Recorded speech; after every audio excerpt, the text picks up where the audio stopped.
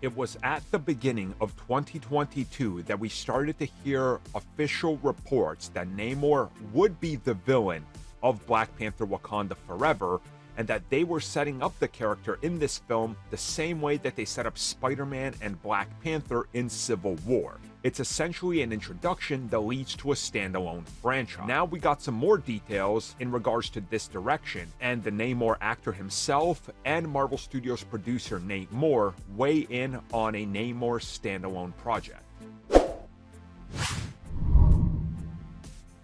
So I believe the initial report came from Bleeding Cool. That's as far back as my notes state anything, so I believe they were the first ones. And they were the ones that, as I said, predicted and were stating that this is exactly why Namor is going to be introduced the way he is, and it's all down to the reception.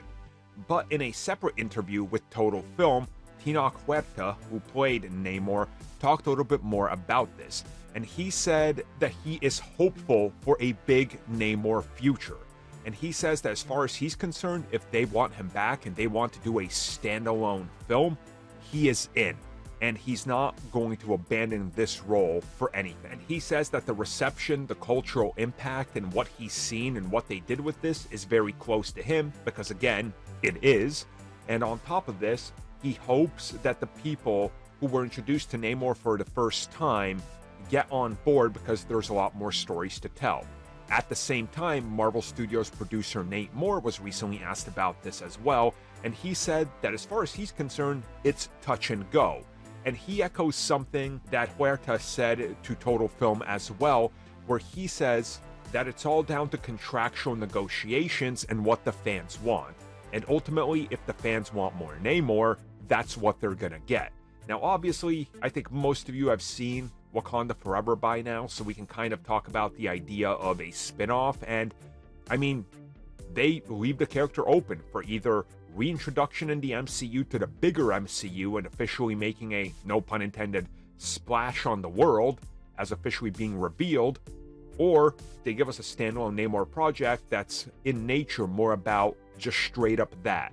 It's Namor versus whoever. I mean, Doctor Doom's a candidate, Fantastic Four could be a candidate, although I don't think you want to make him a villain in that again, but you can make him a reluctant ally, if you will.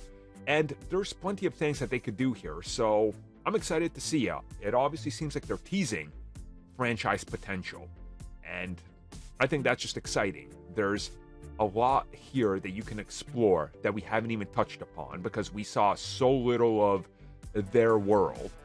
And again, Atlantis isn't out of the question either. So you could bring that in and do it, and we could see what this has to do with everything else that's going on in the Marvel Universe.